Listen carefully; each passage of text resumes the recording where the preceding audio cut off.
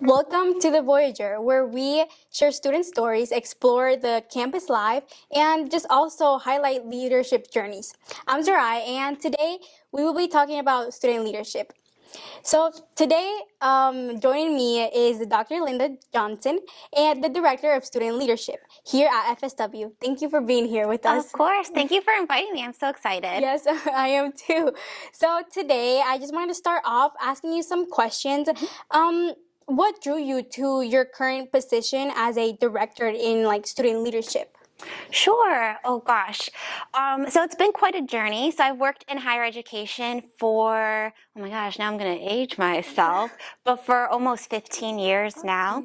And so throughout that experience, I've always worked with students and student leaders in different capacities. And it's just something I've always genuinely enjoyed, to watch a student grow and blossom as a leader. And sometimes they didn't even recognize that was the process or their learning experience that they were going through. So throughout time, throughout my past experience and my personal passions, that kind of became a culmination of everything, and then was born the area of student leadership here at FSW. And so now, whereas it was always just kind of adjacent and part of what I did in my past roles, it's kind of the main function and the main purpose of what I do now is, all right, we are solely focused on helping students develop these skills and be confident in these skills and become awesome leaders. Wow, that's amazing. So was there a moment that you realized this is what I actually want to keep doing, here in helping students at FSW and just helping students in general? Yeah, absolutely. So in terms of leadership itself, so when I was a student, in a doctoral program, my first semester I took a class on leadership, and I was already familiar, like I said, with supporting students through that journey. But then having gone through that journey myself as a student, and I came out of that class just with a whole new perspective about leadership and what it meant, and how I defined it. And so I was able to take what I learned and apply that into the context here at FSW. And that really just influenced what I wanted to do within this role and how I wanted to support students and continue to support students. And it literally became my passion. And I joke all the time, I nerd out on all things leadership because I just find it so fascinating. Often we think of a leader by their title or their position, but really we're all leaders every day in different capacities. And I just find that idea so interesting and captivating. And I want people to have that same experience that I had, that aha moment of, oh, wow, you don't have to have a title to be a leader. I want people to have that moment too, just to feel confident about themselves and see what they can do within their community or within their family, within their friend group, within that leadership role. Yeah, I totally agree, because being a leader is way more than just having a simple role or that title of I'm a leader. It's way more. So I definitely agree with you. Yeah, exactly. Also, we heard that about your recent doctorate, so we wanted to congratulations on that. Thank you. Also, how has student leadership affected your education journey? My education journey? I think it comes back to feeling confident myself. So when I was a college student going for my bachelor's degree, I had this cheesy phrase where I would say, oh, I could never be a leader, but I'll be a follower that gives it 110%. I still took on leadership roles as a student, but just never saw myself in that role because I was intimidated by the fact that I would have to make big decisions and make decisions on behalf of other people or for other people. That can feel a little intimidating, right? So that's why I was like, well, I'll just be a follower that gives it 110% and be supportive of the team. But through that experience and then my experience, as I was just saying, in the doctoral program, and then my work experience too throughout the past 15 years in higher ed, I just found that that you naturally just kind of take on these roles, and then again, like we were saying, you naturally begin to realize, like, hey, I'm using these skills in everyday life. Yeah. And then you build a sense of confidence. And I think that class that I was just telling you about kind of gave me that final boost in confidence in who I was as a leader. And part of that was because our professor really made us do a lot of self-reflection and like journal entries. And in everyday life, you're busy. Maybe you don't take time to do that self-reflection and create that self-awareness. So I always appreciated, like, we had to do it, right? Because we wanted to get the grade. Yes. But if you took it seriously, like, it really helped me because I had to take the time to really think about myself and my role. And that's, again, when the aha moments happen of, oh, I am doing these things, even though maybe you don't realize it right away. So if there's any tip I could give anybody during your educational journey is to really look and seek opportunities for self-awareness, which we do at Student Leadership Office with our assessments and our programs, so we can help students do that themselves, be intentional about taking that time to learn a little bit more about themselves. Okay. Would you also say that being a leader, and like as you said that it took you, like, at the beginning you were like, yes, no, I don't want to do that, it's scary. Would you just say like it took you like some time, some years to like face that and to take classes and like come through that? Yeah, absolutely. That's a really great question. So learning is a process, right? Developing is a process. So you have that starting point, which in my case was I'm just going to be a great follower. And then over time, as you kind of collect more experiences, I always compare it to like collecting Pokemon, right? You got to collect them all. So as you collect more experiences, you collect more learning moments, more of those aha moments. You develop over time. So we're lifelong learners, and that's something I preach all the time. We don't have all the answers right away. There's never a day we wake up and we're like, got it, got all the answers. I know perfectly how to be a leader. I know how to perfectly do X, Y, and Z. So everything is a process. So it definitely takes time. And that's why it's important for any leader who wants to develop to find those opportunities to do so, and find those opportunities to step out of your comfort zone a little bit, which can be a little intimidating, but I'd say college and an environment like FSW is a perfect opportunity to do that because it's a safe zone. We want to help people grow and develop and step out of their comfort zone. So you have to look for those moments to step out of your comfort zone, so that way you can collect that new experience, collect that new skill, whatever that looks like, and continue to develop and progress. Okay, yeah. And also, like, what do you think that are some skills that are like most important for the students, like leaders, like important skills that they need to develop? Yeah, absolutely. Well, that first piece is self-awareness for sure. And then one of the skills that employers are looking for is communication. That's the first one they always say is communication. And now there's different types of communication, right? You have written, you have oral. So just being aware of that. So even when you're just writing an email to a professor, being intentional about making sure it sounds good, and then you go back and reread it, because that's you practicing your communication skill in a very just simple way. So communication for sure. Being able to work in a team, I think that sometimes that's something we struggle with because it's hard, right? You're dealing with a bunch of different personalities, and everyone has their own ways of working or their own leadership styles. So learning how to navigate that. So again, something as simple as working on a group project in class, taking that seriously and learning how to communicate effectively with your team members and make plans with your team members and things of that nature. So communication, teamwork, and self-awareness are the three that kind of pop right into my mind right away. That are like the most important in order to be that leader and help others around them. Yes, absolutely. Also, what challenges have you faced as a student leader?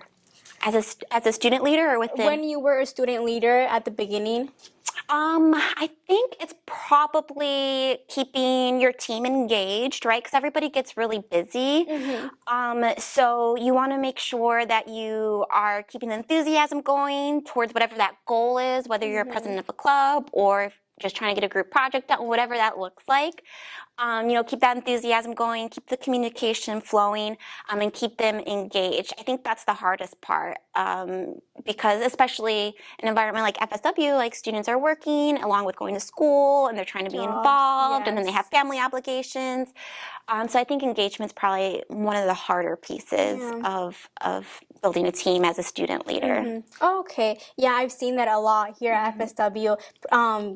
Just everyone trying to keep up and also like trying to be involved. So I agree with that as well. Can you like share a moment with us like that you're like very proud of that during your time as a leader, developer, educator? Yeah. Oh my gosh, there's so many. Especially too, since our area student leadership is a little bit newer. We've kind of just been in our flow for the past couple of years. So we've had a lot of great, exciting moments as we're developing and creating these new programs. One that kind of comes off the top of my mind right away is our Empowered program, which was the first time that we had an overnight retreat with a group of students. So after the first year we did that, which took a lot of planning, it took a lot of strategy. It was 2 very long days, but just seeing the enthusiasm that the students had afterwards was so fulfilling. And then also just watching them throughout the rest of the year apply what they learned was just very rewarding as well. It was just like the gift that keeps on giving, because 1 month later you learn that someone became a president of a club. You're like, awesome. And then 2 months later, someone created this really cool project, and then at the end of the year they're getting awards, and you're like, wow, look at that. We were talking about development earlier. Look at that development within just a year. And now we're seeing some of those students who attended that program have transferred, and they are still using those skills and developing their leadership at their new universities, which has been so rewarding and exciting to see as well. So yeah, like I would imagine it's like an honor, seeing those students grow, and that you're like, I was part of like helping them and everything. That's amazing. it's very exciting. Yes.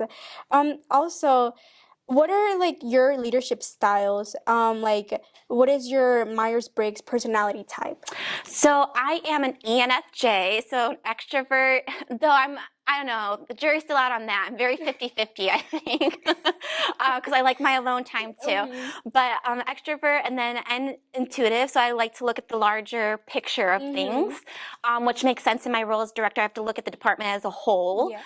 And then F feeler, so I like to, when I make my decisions, I take into account, what other people feel or think about what the outcome may be.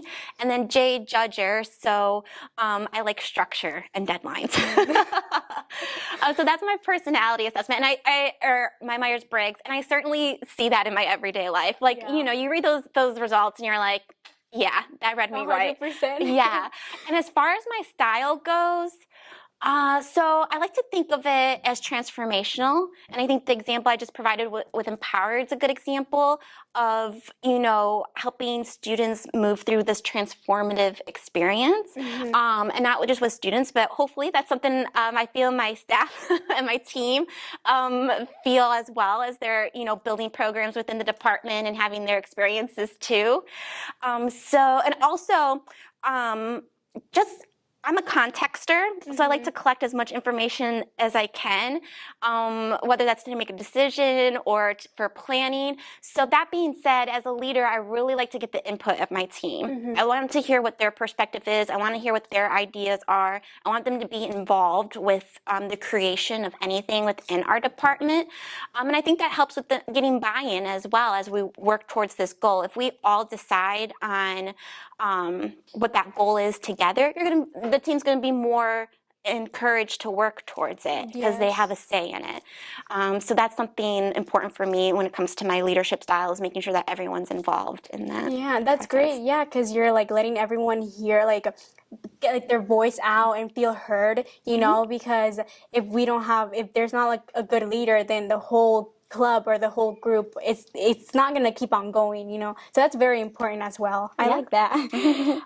Also, I wanted to ask like a fun little question. Oh, okay. What's like your favorite place here on campus at FSW? Ooh, that's a tough one. So Okay, I don't know if I have necessarily have a specific place, but I have this like little walking loop that I do a couple times a day, Okay. and I just love it because it goes past like the pond and goes past like the the meditation garden and whatnot. And it makes me just reflect about how beautiful our campus really is. Sometimes if we're in a hurry, like running to class or running to a meeting, we don't take time to kind of look around campus, but I enjoy those walks and just exploring campus and seeing how beautiful it Yeah, is. and also like how here at FSW, like the nature and it makes you like connect, Yeah. and like take a breathe, like take a moment for yourself and like, Exactly. hey, like connect, calm down, you know. Yes, which as leaders is something that we certainly need. We need to Yes, take those breaths and step away and make sure our cup is full. exactly. Also, I know we have here a Dunkin' Donut and also Starbucks. So, what's Ah, like your go-to coffee? this is such an easy question. It's a cold brew with soy milk. Ooh. Okay, that's good. Venti if Yeah. it starves. Yeah. And do you like to cook? What's like your favorite recipe to cook? So I'm actually more of a baker. Mm. And I have a chocolate chip cookie recipe that's infamous on campus. So I'll have to bring some in for book Yes, breakdown. we have to try it. Yeah. So I'll bring you all some cookies. Yes. Also, what like would you like give like advice Mhm. for students that are starting off like or that are like just here trying to be that leader? Yeah. The hardest part is taking that first step to get involved somehow. And we understand that, it can be scary, especially when you're starting at a new college, a new school, and maybe you don't have your same friend groups and whatnot. It's hard to navigate where to go, but also like it can be a little nerve-wracking to maybe go do it by yourself. I would encourage students to, even if you have a little bit of nerves like that, to still step out and find some way to get involved. And if you just have no idea where to begin, we have something in the student leadership office called leadership consultations, where you'll meet one-on-one with either one of our team members or one of our legacy leaders, and they can they learn about you and your goals and what you're passionate about, and they try to connect you to different areas on campus that fit those goals and interests. So that's like an easy way to kind of find where to go. Yes. But just if you don't want to do leadership consultations, just coming to like an SGA event or an Alpha Phi Omega event, buck breakdown meeting. Everyone's very welcoming in all these organizations, and they love to take new students in and help them, take them under their wing. So taking that first step to figure out how to get involved and just doing it and knowing that again it's a comfortable environment here at FSW to do that. So I always say, have patience with yourself. You don't have to have all the answers to everything. Yes. Right off the bat, we're lifelong learners. We're figuring out, we're developing it. But also be comfortable with pushing yourself outside that comfort zone a little too. And then lastly, be proud of yourself, for taking that step or for talking to a new person or whatever it looks like, right? Yes. So I call those the 3 Ps. Be proud of yourself, have patience with yourself, and push yourself out of your comfort zone a little bit. That's great. I like that. I will take that into also. Yeah. Would you just say like also like by telling them like, oh, take baby steps like one at a time, because if they go and like take a big step, then like they're probably gonna like feel a lot of pressure and stuff. Yeah, absolutely, right? So if you're unsure or nervous, I would say you don't necessarily, have to go right into a president role, right? Maybe if you're interested in something like Student Government Association, just come and be a senator at first, or come and observe a meeting and see how it goes and help them volunteer at an event or something of that nature. And then once you go and you're like, this looks pretty good, or I think I can do this, and you observe a little bit more, then again, that's going to help with that confidence piece, and maybe I will try to be secretary of SGA, and if that goes well, maybe next term I'll try to be a president then. So yes, taking those baby steps, one step at a time, one day at a time, one experience at a time. That's great. Like this is great because like now students will actually like probably will like apply this, and it's just great advice, and especially from like coming from you that you have like this like long experience as well. So, but yeah, thank you so much. Thank you. Thank you This for was fun. yeah, for joining us today and like sharing your story, your experience. And if like listeners just want to connect and like learn more about your work, like where can they find you, or like an email or? Yeah, absolutely. So I am located in Building Q, 128. So anyone can come and visit us here in the Lead Center, our favorite spot. And if you want to reach me, email, the easiest email to probably provide is lead@fsw.com. Those come to my inbox right away as well. So it's a little bit easier one to remember than my last name. Yeah. So. Okay, well, that's perfect. Well, that's it for today. Thank you so much. Of And course. that's it for today's the episode of Voyagers. Be sure to subscribe and leave a review. Join us for the next episode. Thank you so much.